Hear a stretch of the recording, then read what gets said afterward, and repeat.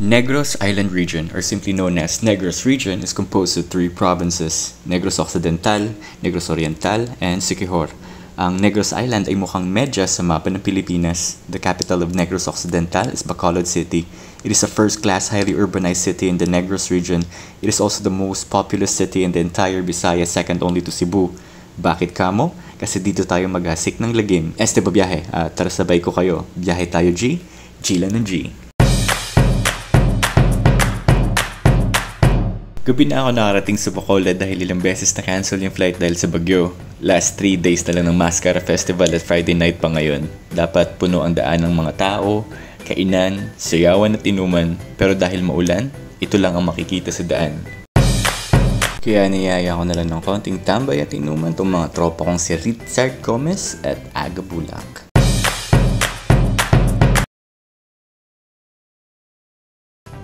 Mambukal Mountain Resort. Ito ang isa sa mga tourist spots na madalas puntahan sa Negros Occidental. It is located in Murcia and is around 30 kilometers from Bacolod.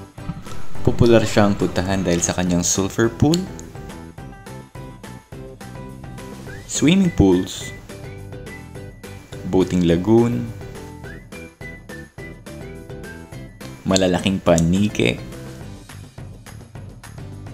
at saka 7 falls na kailangan mag-hike pero hindi siya pwede puntahan kasi nga nabagyo pa. Entrance fee pala dito is 140 petot, kasama na dyan yung swimming pools at sulfur pools. Sa Japanese ofuro naman ay 100 petot. Dito na kami nananghalian sa Uncle Jer's located in Sumag, Bacolod City. Nag-unli seafood mukbang kami at around 350 petot only per person. Dito ay pala ang gamit sa paglipat ng mga seafood. Ang type na pagluto nito ay Cajun style, so medyo may pagka-spicy. At kung mapapansin nyo, yung rice kulay blue. Naging blue siya kasi hinaluan siya ng blue turnip, which is an antioxidant and has a lot of health benefits. Gabi na, kaya punta na tayo sa new government center. Dito na ikot mga floats, tsaka makikita dito ang electric mascara. Ang daming tao ngayong gabi kasi tumila na ang ulan. Uso dito maglakad sa daanang puno ng tao. Yung mga floats na to ay gawa ng iba't ibang mga barangay sa syudad ng Bacolod. Hindi ko lang alam kung magkano ang price ng mananalo. Siguro only chicken and asal.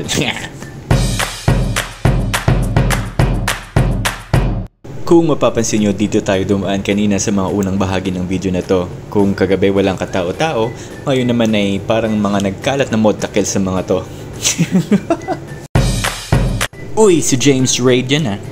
Andito pala yung rap group na Brocha Bini. Nagra-rap sila ngayon ng sikat nilang kantang Pantrapiko.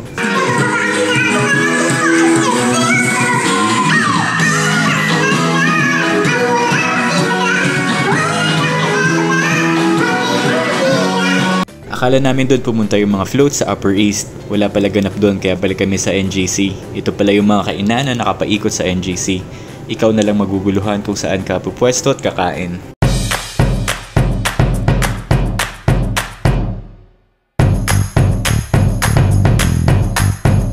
Sa sobrang daming tao doon, nag-decide kami na sa Manukan Country na lang kumain. Sa Lions Club na para di gaano masikip at magulo. Andito kami ngayon sa Napatagan Mountain View Resort tsaka sa Gianna's Mountain View Resort sa siyudad ng Bago. It is around 40 kilometers from Bacolod. Tanaw dito ang siyudad ng La Carlota at ang bayan ng Valladolid. Matatanaw din dito ang Guimaras Island kapag hindi maulap. Andito din pala ang Northern Negros Geothermal Power Plant. Kitang-kita yung steam na nanggagaling sa planta. Pahapon na at kailangan nang umuwi kasi gusto ko ma-experience ulit makipagsiksikan para mapanood yung Mascara Street Dance sa Plaza na last ko nasaksihan noong 2009 pa. Woohoo! Naka-attended sa wakas, so excited!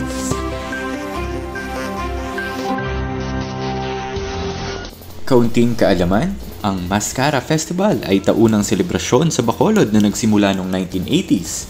Paraan ito ng mga Bacolod noon na magkaroon ng pag-asa noong panahon ng krisis. Ang maskara ay resulta ng pinagsamang Ingles na salitang mas, na ang kahulugan ay marami, at Espanyol na salitang cara na nangangahulugan ng mukha. Sagot ito ng mga Bacolod noon sa sunod-sunod na trahedya ng syudad tulad ng labis na pagkagutom dahil sa pagbaba ng presyo ng asukal, ang main source of income ng syudad, tsaka yung aksidente sa ferry kung saan maraming tao ang nasawi kasama na doon ang mga prominenteng pamilya ng Bacolod. Dagdag pang kaalaman, dito sa plaza ng Bacolod ang tambayan ng mga tropa ko tuwing gabi dati. Bakit? Mura lang kasi ang basta 100 to 300 lang. Minsan yosi lang. Hindi ko na kayo papangalanan. Alam nyo na yun. Ito pala ang maganda naming simbahan, ang San Sebastian Cathedral. Ito naman ang aking dating tambayan sa tapat ng plaza. Pagtapos ko manood ng street dance, dumiretso na ako sa isa sa pinakamasarap na kainan sa syudad ng Bacolod, ang Malbos, located in Villamonte. Napakasarap na kanilang inasal, kimchi at iba pa, pero ang pinakapaborito ko ay ang kanilang bok choy.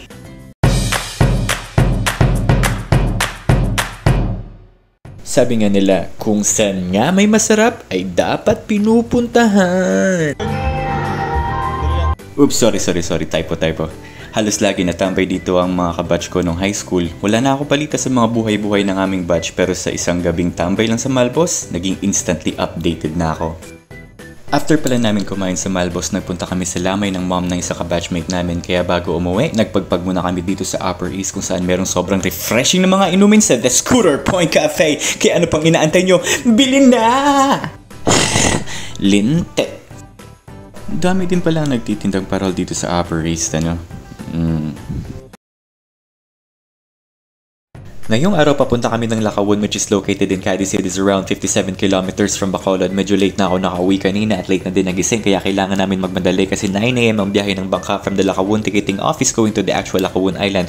Around 1 hour and 20 minutes ang biyahe papunta doon. 8 AM na kami nakaalis kaya hindi muna kami nag-chill ride pero dahil kamote ako imported from Manila, 8:45 pa lang nakarating na kami. Galit na galit father ko kasi madami daw mas kamoteng tricycle, jeep, motor at truck dito. Sabi ko na lang, okay.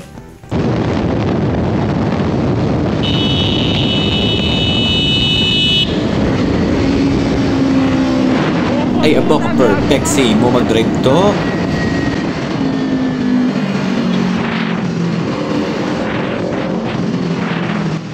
Daw kalilintian kabilat sang ilo kaharasarasi mo. Yawa man jud murag demonyo. God bless ah. Balik tayo sa Cadiz. Pero teka, may James Raid sighting ulit. May mascara promo nung araw na pumunta kami. Ang dating 700 petot ay 550 na lang. At dahil ang ate ko ay nag-early booking ay naging 500 na lang. The night before siya nag-book at wala siyang confirmation email na natanggap. Pero nasa dugo ata namin pagiging maduga kaya napakadali niya nadalit na utos si ate cashier. Nag-rap yarn. Mane, pinarito nga mane kung lay mo balatan. Mane, pinarito nga mane kung lay mo balatan. Labay sa pulan, tulog pa mane. Dalang sinong sa'yo, kira ne ako manila mane. Oh yeah, break it down you. Andito na kami sa Lacawon Island pagtapos ng 15 to 20 minute boat ride. After nyo pala magbayad sa mainland terminal ay bibigyan kayo ng cottage number. Kasama na siya sa binayaran nyo. Hindi na kami nagstay sa cottage at dito na kami pumwesto kung saan may bed at mga beanbags at malapit sa beach. 1,000 yung bayad dito pero consumable siya. Mas ideal to if balak nyong kumain at uminom kasi ganun lang din naman ang total na babayaran. Pero kayo bahala kung anong trip nyo. Basta ako trip ko, mag-relax na lang. Hinahanap ko yung floating bar na dati raw nakapwesto sa harap ng island kaya lang nasira dahil sa nakaraang bagyo. Dati kailangan mo pang sumakay ng bangka para puntahan to. Ngayon, lalakarin ko na lang. Dito, tinatry kong maging vlogger pero dahil engot ako, hindi pala nakukuha yung audio kasi nasa loob ng waterproof casing yung camera. Napakagaling, diba? Imagine niyo na lang kung ano mga makabuluhang pinagsasabi ko, bahala na kayo. Sige, samahan niyo ako. Mag-iinom tayo sa Lacawon Island. Let's G! Nang amo ni ang floating island, ay floating bar. Yung mga inumin dito ay magkasing presyo lang din dun sa beach banda. Walang ganap dito kaya bumalik na lang kami. Baka naumay na kayo kaya bigyan ko lang kayo ng pampagana ulit. Handa na ba kayo? Hetong sinyo. Oops, sorry sa talsik miss. Akin na, punasan ko. Mahaba ang hininga. Matagal sumisid. Nakasungklases sa ilalim ng tubig. Pati sa ibabaw ng tubig. Pwedeng sabunutan. Hindi ramdamang mainit na buhangin kahit nakapaa. Makapalang kalyo sa talampakan. Ryan Rams, ikaw ba yan? Rock and roll to the world. Sabayan mo ko maligo. Every 2 days ko lang ginagawa to. Malagkit buhok ko kasi minsan lang ako mag-shampoo kaya tipid. May pakindat-kindat pang nalalaman ng inayupak na to. Sa kabilang side kaya mukhang mas magandang anggulo ko. Ay hindi pala, sorry na. Abangan ang part 2